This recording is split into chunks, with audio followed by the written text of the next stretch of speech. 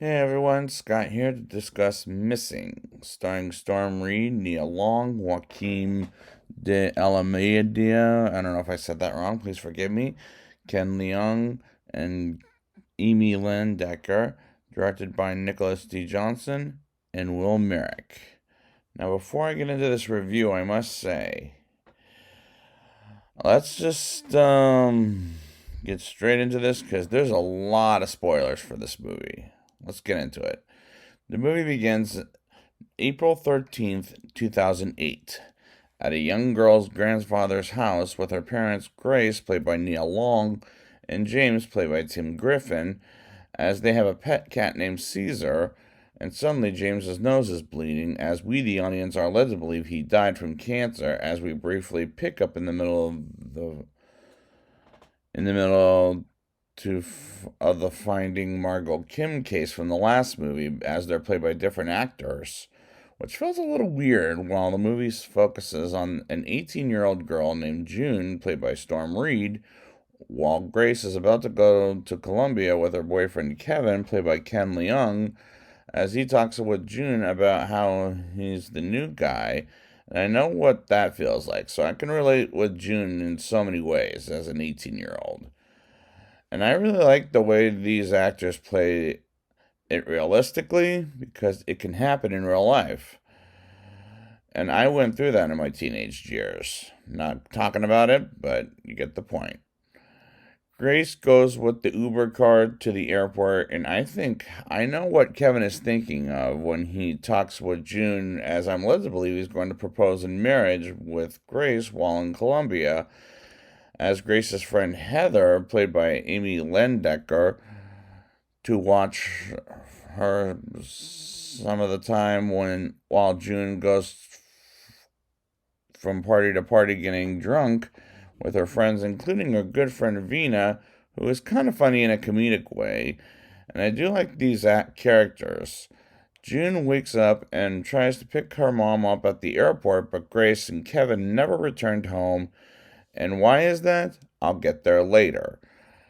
June calls the hotel Grace and Kevin stayed at, and they left their suitcase at their hotel, as she wants to know what happened to them by looking up security cameras, but she can't because June lives in Los Angeles, so she files a missing persons case as the next day comes, and she gets an email saying her missing persons case never went through, and gets a phone call from Detective Elijah Park from Colombia, I'll say.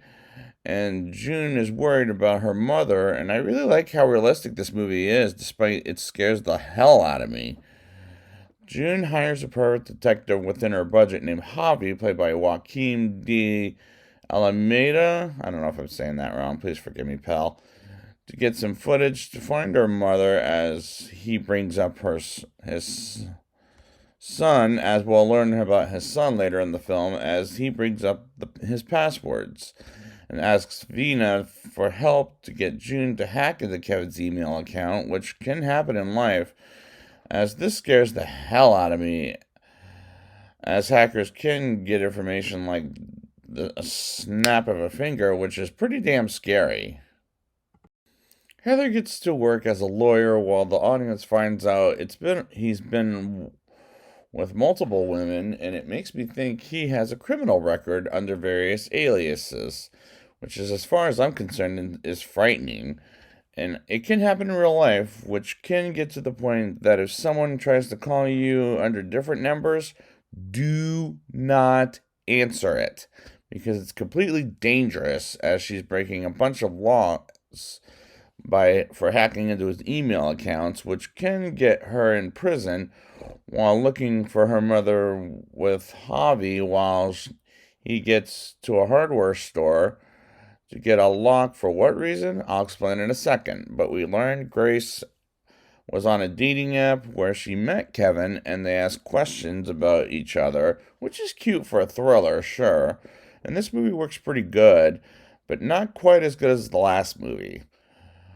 Kevin confesses about his criminal record, and Grace appears to be okay with it as she goes to Colombia with him anyways, as he's working on not going back to prison and being a good person back to why they ever got a lock in the hardware store. There's a tourist place in Colombia, Love Lock Fence, where they put locks on the fence to show their own love lock, while June sees Kevin proposing to Grace her hand for marriage, which I knew it, and gets a call from Detective Park about Grace and Kevin being kidnapped by some bad people, as she talks about how her father died, and Javi confesses about how his son doesn't want to talk to him ever again. And I like the way we learn about their engagement versus learning the relationship with other characters, as it works pretty good.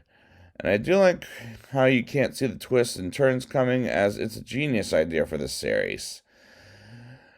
Kevin becomes a suspect, and they go on the hunt while finding Grace and her impersonator, Rachel Page, who is an actress hired to switch places with Grace, while Elijah, the detective, is led to believe Grace has a different alias. And it gets on the news, and people have their own stupid theories, while June is completely frustrated, and I feel bad for her, and I feel for her frustration. June tries to hack Kevin's account, or should I say, Guy's account, and gets locked out after learning Heather was involved in his case, and tries to get her on camera by her watch, as she had some harsh words with Javi on how he gave up on his son, which is something people should not jump to conclusions on that point. But June gets to Heather's office and sees she's dead.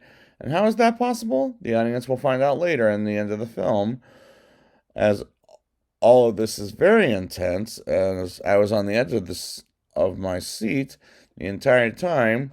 June talks with Detective Park about how the killer killed Heather minutes before she ever got there, and how lucky she was to be alive, which makes sense. Vina texts June about how they found Kevin and shot him dead in the Colombian border, which that piece of footage is shaky, so that kind of bothered me a bit. And June gets home and almost shuts down her computer. Yes, we're doing this point of view from a computer again, and checks the text message from her own mother and text anyways and listens to her messages and discovers her email password is what she's called June, which is Junebug. And she discovers Kevin hired someone to kidnap Grace, as it happens to be Jimmy, who she talked with earlier in the film, as he calls to reunite with her father, as he's in front of her house, which shocked me half to death. Particularly after all these years, as she let him briefly, which is super dangerous, as he tells her what happened between him and Grace. He says Grace's real name is Sarah, and she took June away and put him in prison for 12 years, and she's led to believe he's lying, as he was the Uber driver who kidnapped Grace for the last week, and takes her to the house where he bled to death, and we learn he was the abusive one, and is trying to find both Grace and June, as he abused and assaulted Grace, which is something I did not see coming. So good job on that twist, as it's better than anything M. Night Shyamalan pulls off on his movies in general.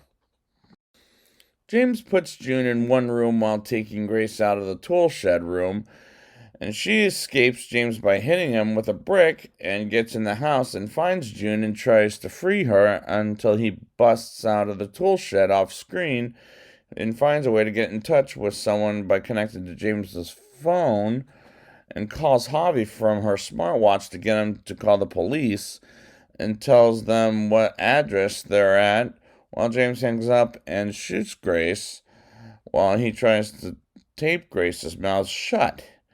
And Grace stabs James in the neck, and he dies while trapping them in the room. And June tells Siri to call 911 because of this joke that Grace does, where she calls 911. I mean, not 911, but tries to call June on her phone.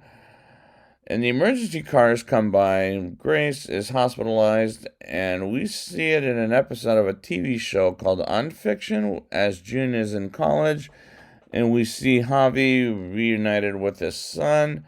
And June and Grace say they love each other. And this climax was something I did not see coming. So good job, guys.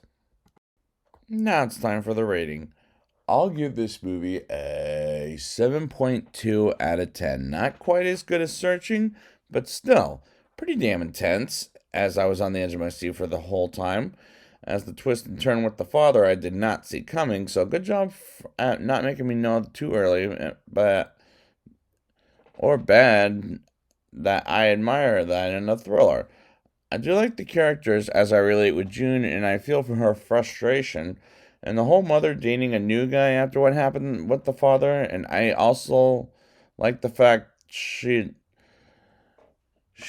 they they did not jump to conclusions while they should not jump to conclusions while upset, as the message was good. The movie scared the living hell out of me, as June is causing so many criminal records, like hacking into people's accounts just to save her mother, as the twist is better than anything M. Night Shyamalan pulls off, in my opinion. So I'll give this one a recommendation, as it feels real and terrifying. So I'd like to thank you guys for joining me, and until then, until we ever get to something else, let's try not to go missing.